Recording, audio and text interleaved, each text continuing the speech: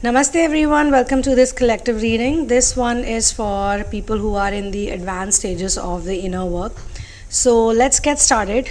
Basically the message is that some of the things that the narcissistic people or the difficulties of twin flame ascension journey put the people into, or the statements they have to hear, or the behavior patterns that they have to go through, they are literally curses.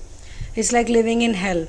But in this collective reading, I'm going to talk about all of those curses that have been turned into gifts, blessings, shields and superpowers. And how that happens is, it's a journey, it's a part of the journey. So the first behavior pattern or the first difficulty that the light worker has to go through. Why am I using light worker? This can apply to twin flames also, it can apply to star seeds also. Because eventually all twin flames get into mission. Some of the twin flames who are not thinking about mission yet, they will eventually think about the mission, or they always want to do something nice, but the relationship, the toxicity is so big, so high in their faces that sometimes it takes them time to figure it out, or the natural progression takes time. However, those people who get into mission at any cost, no matter what's happening in their journey, they say, okay, journey is fine, relationship is fine, all the toxicity of the relationship is on one side, but I will do my mission, I will focus on my mission, I will just do this because it gives me love, it gives me joy, it gives me healing, it gives me power, it gives me strength. And you also learn some very difficult lessons much easier. I won't say it's very easy, but yeah, it's much easier than someone who is solving the romantic issues versus someone who's in mission work. They will have more support from the guides and the angels, because mission actually changes our energy. As long as we are focusing on ourselves, on our relationship, on ourself, on the physical identity, we are still in the Maya Nagari. We are stuck in the matrix.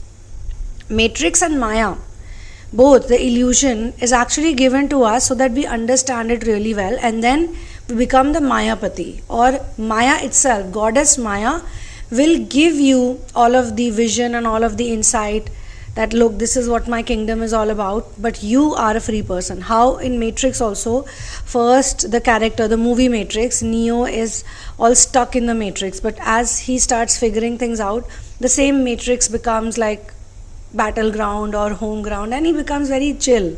He can dodge the bullets, he can walk through anywhere, nobody, nothing can stop him. So he basically starts ruling the Matrix in a way. So one of the statements that the narcissist, especially the covert narcissist, which are the most difficult ones to deal with, actually give the empath or give the seeker, and they change it as they get into the advanced stages. Number one, they'll say is, it's not a big deal. It's not a big deal. It's all your fault. So when the narcissists say this, they are basically trying to make a person feel like, okay, fine, so you went through it. They don't have any regard for that person. They don't have any empathy for that person. Say the child is hurt, or even the adult is hurt, and the narc knows that they are hurt because of them, because of their bad behavior, because of their patterns. This poor person, poor child is hurt. But they are not going to accept it. They are going to say, oh, come on, it's not a big deal, chill. And it's all your fault. Like, can't you figure things out? Can't you do it properly? As we start getting discernment, as we start getting wisdom, as our solar plexus starts to work better, we get godfidence. I call it godfidence. Other people have confidence, but people on ascension journey in advanced stages, they develop the godfidence, and they look at things very differently. So if someone will say it's not a big deal, they'll actually be like, okay, it's not a big deal. They will not let the other person hurt them. They'll actually be able to tell themselves that, yeah, it's not a big deal. It's all temporary illusion any which way. Even if someone is hurting me today, it's for my good. It's a lesson for me. They're going to look for the lesson in all of that situation that otherwise can be hurtful.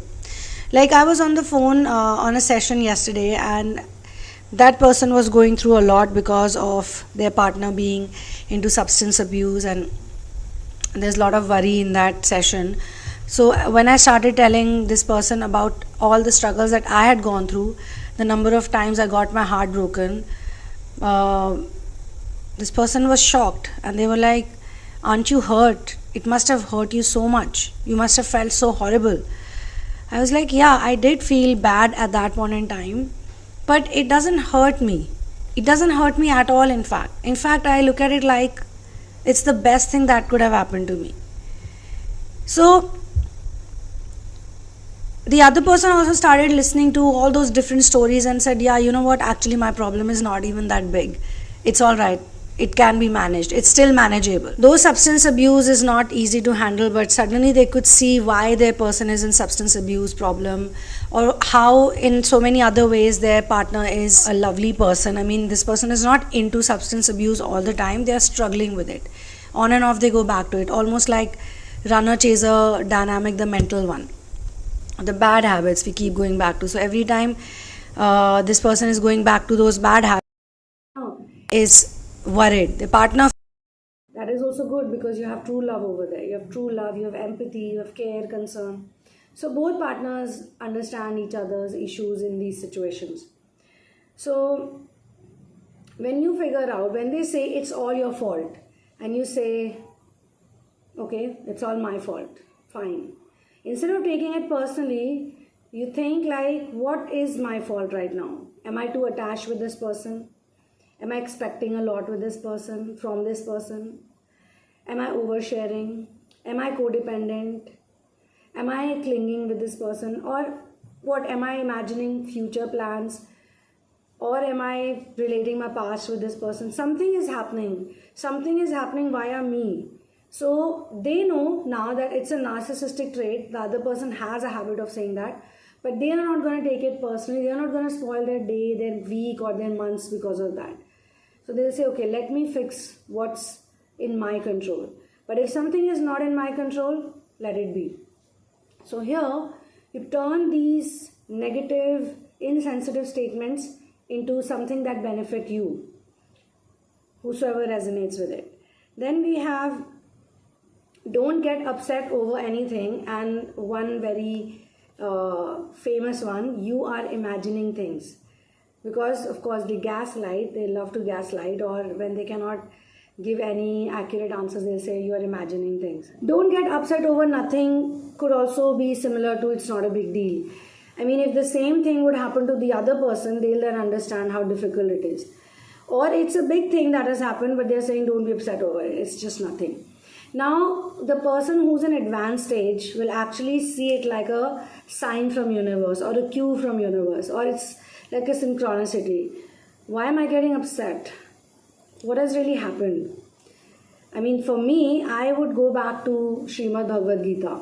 Because in Srimad Bhagavad Gita, you have these lovely, beautiful statements. What have you lost? Did you get anything from where you came to this earth? When you came to this earth, what did you get with you? If you did not get anything, then what are you going to lose really? It's a temporary place. Why are you so worried? Why are you so bothered? So when Srimad Bhagavad Gita's statements start floating in your mind, suddenly you feel very light and easy. Or if you listen to Kabir, if you're from the Western world, you must listen to Kabir, or you must read about Kabir. Kabir used to say such fantastic things. So when a narcissist is telling you, you're imagining things. Again, you're not going to take it personally. And whosoever I'm picking on, this is for people who are going through this or who have gone through this, and 100% they can resonate with it. Maybe not 100% for some people, but those who can, they've definitely gone through these situations. Like they're having such a tough time trying to figure things out. And of course, the narcissistic people have confidence, the superficial confidence. But what you have is godfidence. You're talking from the place of truth. If this person is telling me that it is all imaginary, something which has happened, something which has been witnessed by me and this person included, they are saying it's imaginary, they never said it, it never happened, why are you making a fuss about something that never really happened? This is where the person with godfidence, the person who has healed or is on the healing journey, is going to be like, come on, I cannot take their word for it. They don't even remember it. You're not going to take it personally. You're not going to say, I'm imagining things, or how dare they say this to me? You're gonna be like, fine, if you think I'm imagining, then cool. Your turn will also come. You can also tell them the same thing. You are imagining things. And yes, if someone says you're getting upset over nothing, then you should know that this person doesn't have empathy. This person have no empathy. They cannot even say, oh, I'm so sorry to hear this, or oh, it's bad, or say something nice, something uplifting, something positive, make everything look good, because there are so many things that are not in our control. We lose people, it's not in our control. We lose some things, it's not in our control. It can hurt. But instead of taking it negatively, you can actually take it very positively. That why am I hurt? I should not get hurt, because actually it's nothing. It's over. It's in the past. What's in the past is actually nothing right now. Some other statements like, don't be so sensitive, you are crazy, why so defensive all the time? They all fall into the same group actually. Similar feelings. These statements trigger the similar reactions. And yes, when you're healing, sometimes these words of the narcissist can actually make you very angry, because they make other people look crazy, especially the intelligent ones, because they have a thing against intelligent people. They have a thing against wise people. They really enjoy it. I'm not kidding this. They really enjoy it when the other person they see is all getting worked up. But if you don't get worked up and you overpower the person, you beat that person in their own game, you say, yeah, fine, okay, you probably know a lot. Probably you know things that nobody knows. I mean, those statements just flow. That humor just flows. And you can see that there's something wrong with this person. You know, if they look at the sun and they say the sun doesn't exist, the moon doesn't exist, or this is not nighttime. In the daytime, they'll say it's not daytime, it's nighttime. It's not raining. It's raining outside. They say it's not raining. I'm saying these are the kind of statements they will say. And it can make some people furious. It can make any normal person, a rational living being furious. And even if you tell them one time, two times, three times, four times, five times, you say the same thing to them. You repeat the same truth to them politely, lovingly, in whatever best ability you can. They will 6th time, 7th time, 8th time repeat it. So either you have to show them the proof, or you have to overpower them. And that happens naturally and organically. You don't get agitated by these people. Their big agenda, big motive is that your day should get ruined. And whatever good things you were going to do, you are not going to do it after that. If you actually become a tough nut, dealing with the narcissist, like you don't feel anything, you're immune to them now. You are walking in God mode. How in the video game, when a character walks in God mode, nothing can affect them. No bullets, no ammunition, nothing can affect them. This is exactly what happens to the seeker. The seeker is walking in this mad traffic, or mad war is going on. Two people, India, Pakistan, I'll give you example, or any enemy countries, they're fighting, there's war going on. This person is walking on the border like there's nothing happening, because they're in God mode, they're in God zone. They don't know why they're fighting, what's wrong, the bullets are going from here or there. This is all symbolic, is what I'm trying to say. Imagining a situation like that, and then the amount of cool, calm, composed demeanor a person gets, because they know the narcissist has this bad habit. The covert narcissist, the grandiose narcissist, they just want to, the negative narcissist I'm saying. There's a positive narcissist also. And how you get to know that is, some people have asked me this question, please talk about good narcissism, what is positive narcissism? It's like a person cannot do any more inner work, but they are very positive. They are totally worldly. They have all 3D programming only. They're not so much into inner work, and maybe they've done some kind of inner work in their life, but while talking to them, while interacting to them, you can figure it out that this is the limit for this person. In this life, this is where they're going to be. They are going to reincarnate, of course, in the next birth or next, or they're going to be this or they're going to be that. But in this life, this is their level. and they could be a nice person. These good narcissists, positive narcissists are actually quite humorous, they're very relaxed, they are very worldly. They have wisdom, but it's all worldly wisdom. They don't connect so much on spirituality, and they don't connect so much on mission work and doing good deeds. They don't think like that. But they are good for their family, they take care of their family, they make money, they're very social, they have lots of friends. You call them anytime, they'll pick up your phone. You say, let's catch up, they'll catch up with you. Even if it's 3 in the night, they will catch up with you. Unless they're like probably drunk or somewhere stuck, they will try to do whatever they can. The good narcissist basically cannot do any more inner work. That's the limit for them.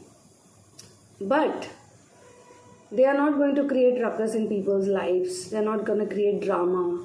Even if they fight with you, even if they're negative with you, it's always a sweet, cordial relationship with them. They are successful also. Materialistically, they are successful. They have a certain amount of joy in them. And they can get stuff. Like even if they've gone through a lot of difficulties and challenges in the 3D world, but they will eventually succeed. Whatever they put their mind into, they succeed. So they like the struggles, they like the challenges.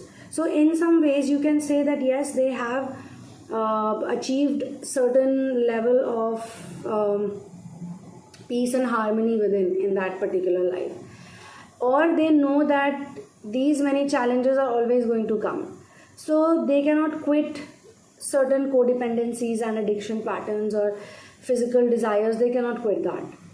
Whereas someone in spiritual ascension journey can. And sometimes they really like people who are on spiritual ascension journey. And spiritual ascension seekers, the students on this path also like to hang out with them. They might be completely different. It could be possible that this person is smoking a cigarette, having a drink in their hand, listening to music that you don't like, and you're, probably on your rosary, you're chanting, and you're chilling, you're enjoying listening to your type of music, but you guys are in the same kind of van. You have your own headphones, they have their own headphones, you guys can take it off and you can talk about life. Completely different perspectives will be put on the table, but there will be harmony. And sometimes these type of narcissists can also uplift a person who's stuck in their spiritual ascension journey. You could be sad, you could be low, but they'll come along with their interesting worldly talks, something funny or something adventurous or something mad. They'll come up with things that they're stuck with in life, things that they kind of get trouble with, but they're still working through it with a smile on their face. So that's a good narcissist. But the negative narcissist is not like that. They totally enjoy looking at other people in agitation, in frustration. They just find some kind of sadistic pleasure in that. Next is we have the narcissist who lies a lot, the narcissist who makes up stories. They'll say, I didn't say that. Or they'll say, I'll never lie to you again. I had no idea this would happen. Oh, I totally forgot. Something very important, but they'll say, I totally forgot. Or when you catch hold of them making some mistake, they'll be like, someone else did it. I didn't do it, somebody else did it. They'll put the blame on another person very quickly. And these things can be very irritating. Or they purposely do wrong things and then they will say, you are misunderstanding me. One is actual misunderstanding, that yes, somebody misunderstood you. But they are going to use this word misunderstanding also to their benefit. So what do you do with such a person? When they say they are blaming you, you don't understand me, you're misunderstanding me, you don't figure it out, whatever I say. So this can actually boil someone's blood. But if you're in that zen state, in that chilled out state, if they're lying, if they are making allegations on someone else, stupid allegations, if they say I didn't say it, if they gaslight you, you know that this is the time where you just need to stop talking to them, interacting with them, or even thinking about them mentally, giving them any attention.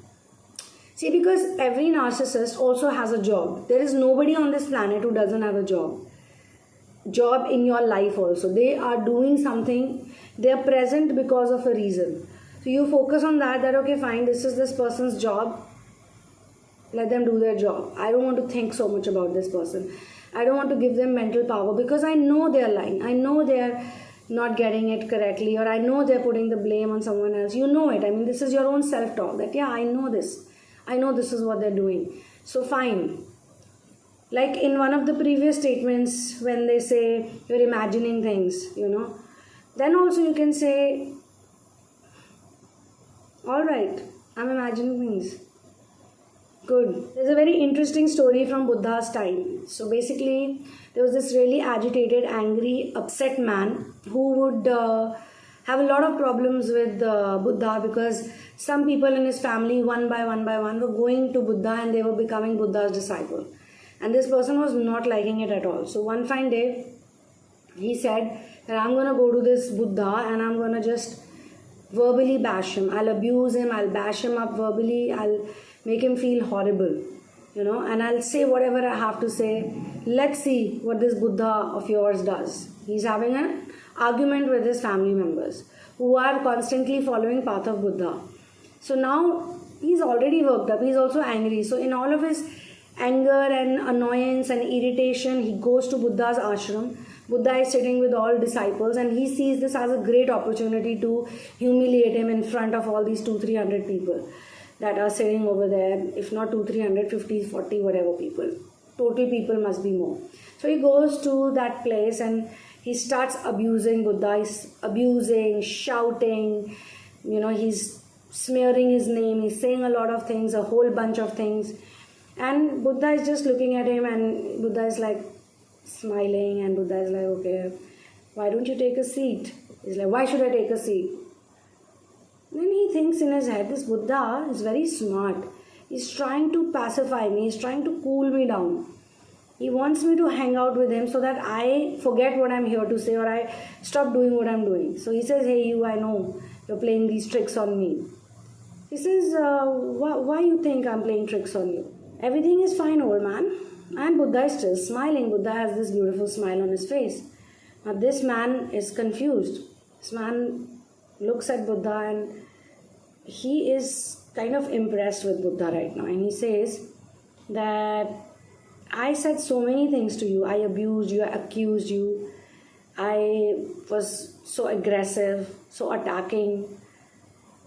How come it didn't affect you? How come it didn't bother you? Buddha said, well, I'm not going to accept your present. I don't accept presents from other people, especially these type of presents. So what do you mean by present? He's like, you came with these abuses, these accuses, allegations, anger, venom, whatever. That's your present that you're trying to give to me. But I don't accept this type of gift. I don't accept this type of present. This is your thing. You keep your present with you. I mean, so nicely Buddha said. He didn't even say your crap or your shit. He said your present. You keep your present with you. Your present of abuses, your present of whatever bad behavior. I'm not going to accept it only. Internally, I'm not going to accept it. Emotionally, mentally, it's just there.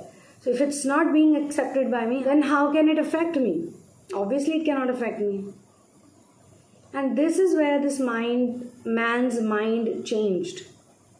And he was like, well, I want to be like that too. I also don't want to accept people's negative energies and all of their distortion. So Buddha said, all right, come, I'll teach you.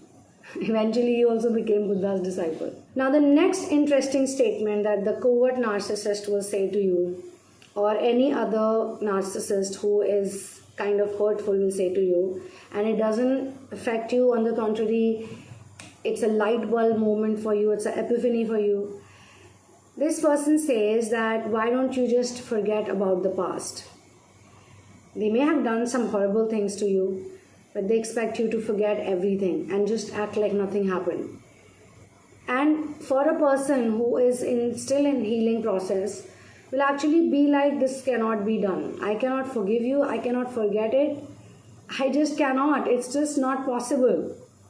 But people who have ascended a lot, they know that as soon as they forget and forgive and move on and start living their life, it's a different world dimension they have entered into.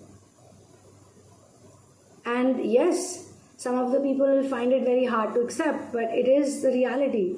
When you forgive, when you forget, that's the time you can actually move on also. You cannot move on if you have not forgiven or forgotten, and the codependency will stay, the attachment will stay, the frustration will stay, the negativity will stay, and it will not let you move on.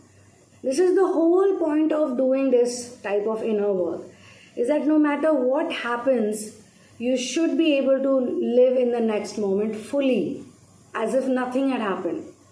But this is a journey. It cannot be done in one day. Somebody who's in the healing stages, I'm not going to tell that person, act like nothing happened. To that person, I will say, work on your wound. Find out why it's hurting you. Where is the trigger?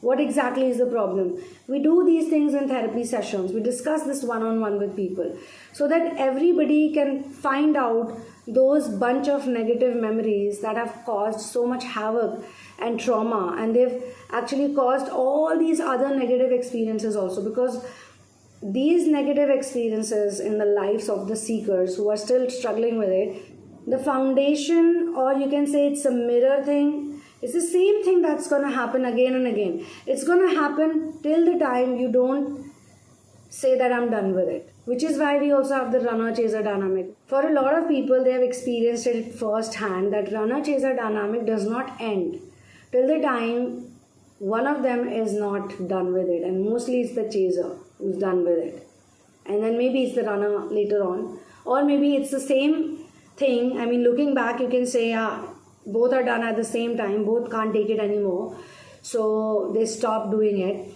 And even if there is some kind of coming and going, it doesn't work out because there are other people, they've made some choices, they've taken some decisions. It's difficult to turn around till the time they don't get the complete lesson from there too. Like it happens, divine masculine marries a karmic partner, and now he cannot go back to the feminine because he married this karmic at the time when he was done and she was done. Both of them were like, we can't fix it, we can't work on this, we can't solve it, we are done. So they say, okay, I'm going to go my own way, you're going to go your own way, fine. But when the whole cycle with the karmic goes on, or it's happening, when they get the lesson, when they understand everything, both of them feel the same way. Both of them have the same feelings, like there is some kind of truce, there is some kind of harmony. And during the harmony phase, they remember the runner-chaser dynamic, now they have the experience of it.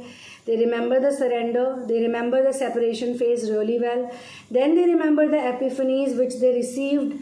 You know, suddenly they realize that my person was the best person, my feminine was the best feminine for me, and my masculine was the best. Okay, I can work through these 5 issues and I can work through these 5 issues, but I just want to be with this person. No matter how they are, what they are, I want to be with this person because that's where my happiness is. That's the place I want to be. If I really have to struggle so much with the karmic and with this or with that, then might as well I should put all this struggle and effort in the person who I want to struggle with. The challenges are not going to go away. And there's a time when they actually think that the challenges are happening because of their person only. Had their person not been in their life, the challenges won't have happened. But after going through all of the rigmaroles, they realize that no, the challenges are coming from me, or it's in my destiny, or it's written for me. I have to go through this. This is for my good. This is for my lessons, my learning, the lessons. And fine, this has got nothing to do with the other person. On the contrary, I'm getting love from the other person. So when there is this type of mental shift, then people start working things out. So runner-chaser dynamic also happens when we are done. Similarly, even in the ascension journey, when you are done with all of the agony, the frustration, the torment, the negativity, all of it that these negative feelings bring to you, worrying brings to you, revenge brings to you, or just not forgiving people brings to you. When you figure that out, you're like, wow, it feels so much more peaceful to just let it go. To just be like, fine, they hurt me, fine, they said these mean things to me, but why am I thinking about it? Why am I punishing myself even right now? They said something to me 20 days back or 2 years back, but even today, by thinking about it, I am burning in that fire. I'm actually reliving that experience again and again. When this type of self-talk happens, that's when the change happens. That's when you actually say, okay, fine, I forgive this person. And when you forgive this person, maybe that particular lesson will be over. That particular karmic baggage is gone. There will be something new that will come up. And when you do it multiple times, when those new things come, it doesn't bother you. At least to that level that you're not going to stop doing your work. You're not going to stop living your life. You're not going to stop being happy. You're stepping out of the house, you have a meeting lined up, or you have a business deal going on, or you have to buy some flowers for a beautiful friend of yours who's going through motherhood, and you have to just either talk to your friend, whatever. These are just 4-5 scenarios. And you're just getting out of the door, and your person, your mother, your narcissistic mother, father, sister, brother, husband, wife, girlfriend, boyfriend, whosoever it is, they just say something as always which is very narcissistic in nature, and it has that kind of energy that can trouble anyone. They say it to you, you're stepping out of the door, you listen to it, maybe you have a bit of angry exchange also, but then you're like, I gotta do something right now. I'll do this later, or I'll think about it later. You don't want to get into that negativity. Whosoever is in negativity, that person will roll in negativity. But the one who's really chilled out, like I told you, there's a good narcissism also. Even that good narcissist, happy narcissist, or the narcissist that is into the materialistic reality but still is happy, still is relaxed, will not take any load, will not take any burden of it. They say, okay, fine, I have to go out, meet my friends, I have to party, I'm not going to take all this nonsense with me, and I'm going to not spoil my day and night and next morning or whatever. They can say sorry very easily, they can apologize very easily. What is narcissism? What is narcissism? I have said this in multiple videos. It is extreme attachment towards the 3D reality, to the ego. When a person is only attached to the 3D world, not to the spirit side of them, that's when they get narcissistic. And they will act and behave in ways that protect that 3D image, that protect the physical identity. And that's why you see most narcissists, they don't care about life and death and inner work and this and that, because they're just living in that time frame. They said, I'm going to enjoy my life right now, my 3D life. That's it. So they could be doing a lot of actions. They could be also making a lot of mistakes. They could be doing a lot of 3D things, but their mind is only involved in that, which is what makes them a narcissistic person. Narcissistic people usually talk to other people when they have a materialistic benefit. So could be possible why you are attracting the good narcissist, the happy-go-lucky, the jovial narcissist, is because you have also stepped up. You have gone to that level in your journey that now narcissists don't impact you. So you're seeing the good side only of them, or they are showing you the good side because they enjoy talking to you. They feel nice around you. They don't want to break friendship with you or break the relationship with you, because they know that after talking to 25-30 people, I will be in a certain zone. But when I talk to this friend of mine, or this daughter, or this child of mine, or this partner of mine, I will be much more relaxed because they're relaxed. They don't give a rat's ass. So I also don't want to give a rat's ass. So there is obviously their mutual benefit. You're with them because it brings some kind of value in your life too. But you're not attached. It could be for some people to see how attached they are. They may be keeping these people around to test themselves if my inner work is going fine or not. Like narcissist comes with something and it really affects you. It can give you a sign that, okay, you know what, you need to work on this, or you need to let go more, or you need to be more grateful, or you need to just not bother about the things they say. I mean, some of my positive narcissistic friends who are very rich, every time, I'm just giving an example, every time they talk to me, they always talk to me about, I got this car, or bought this bungalow now, and I am now doing this work, I'm going to open this new business. So there's a lot of money talk going on. Why I talk to them is because I want to see what my reaction is towards their talks. I just listen to them and I am like, yeah, okay, that's good, that's cool. And how you step out from that conversation, for how long you're going to remain in that conversation, how much this money talk is impressing you, because you're not going to get any of it. right? You're not into it. You're not into the things they're going to do or say. But usually when people bring in such big numbers or such big brands or such big talks, they know that other people are usually impacted by it, because it's also a show off mechanism. It's also a, I'm so nice, I have all these things, so let me talk about all my cool things to everyone. They do it. They could be unconsciously doing it also. As I said, in their life, this is their level of inner work. So they could be unconsciously telling you a lot of things. They may not be really showing off. This is their life. This is the life they live day in and day out. And you can talk to them and you can actually work on yourself, or you can test yourself. So this is also why some people on spiritual journey remain in the narcissistic 3D world. It's not like you have to hate the narcissist. All the narcissists, where are they going to go? I mean, of course, mentally and even physically and in lots of ways, they are in a different dimension. This becomes more and more visible and tangible with time. You could be living in a different dimension. Your lifestyle is different. Your sleeping and waking up hours are different. The way you see sunrise is different. The way you see sunlight is different. The way you see food is different. What you eat, what you drink. I mean, your friends, your talks, your thoughts, everything is different. As soon as you enter in their periphery or in their dimension, you know the heaviness is there. You feel it.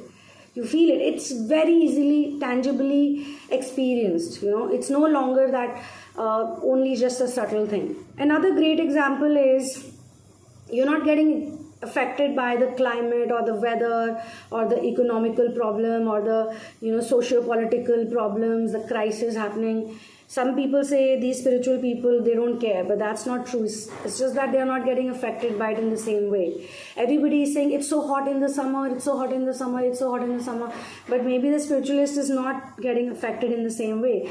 They might also fall sick. It's not like they don't fall sick and they're made of Teflon coating. They also feel the heat, they also feel the cold wave, they also feel the monsoon, but they don't get crazy about it. They're going to make their precautions, they're going to take rest, they're going to eat well, they're not going to make it a big deal. How the others are going to make it a big deal. And this is a real thing. Now, as I move towards the end of this session, I'm going to talk about a few more statements which kind of match with you are imagining things. Number one is, it's all in your head. I have not done anything wrong.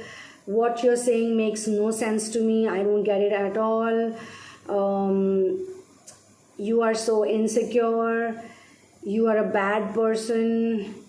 And many a times they'll also say, I am doing this or I'm doing that, and I'm behaving in these ways. I'm showing my bad behavior, or I'm projecting all this to you because my parents were so mean to me.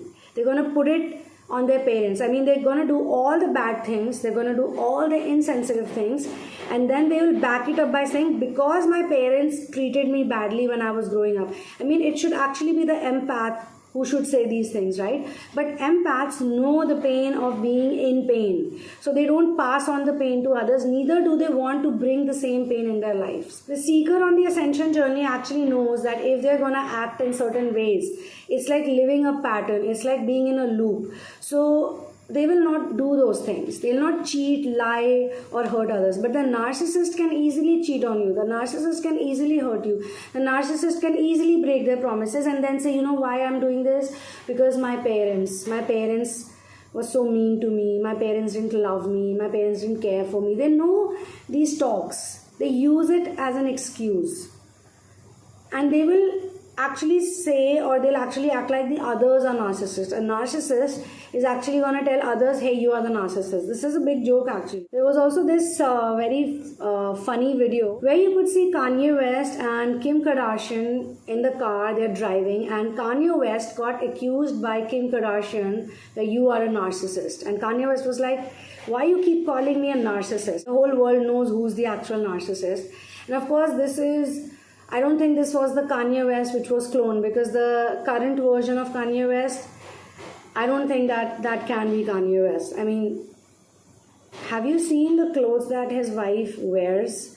Have you seen the pictures? They just came to me through a feed, but I was shocked. I was thinking a man who was singing about God, who was talking about Jesus, was saying Jesus is the king, who was actually fighting with his wife because he was like, I don't want you to dress up this way anymore, is now moving with the woman, his wife, his new wife. She is literally almost naked. This is how I feel about Kanye West. Though I'm talking about Kanye West, but these celebrities actually, they have a lot of entitlement. They're all very narcissistic by nature. And to see a narcissist calling another person a narcissist, like Kim Kardashian is probably a bigger narcissist. Kanye West was still okay, but if you look at all the work he had done, all the things. So this is one more thing about the narcissist that the seeker figures out. The seeker knows that they can say a whole lot of things. They can talk about God, they can talk about spirituality, they can sound really so wise, super wise, the wisest people on this planet. But you gotta watch, you gotta look at their actions, because actions speaks louder than words. And a lot of narcissists are very well trained. They know how to socially manage themselves. Socially, they will always say the best things. They're gonna say the things that people want to hear. But you gotta look at their lifestyle, you gotta look at their clothes, you gotta look at the way they eat food. In 10, 15, 20 minutes, their behavior will show you that they may not be a narcissist, but they are trying to fit in with the seekers, with the empaths. Because see, this community is also growing now.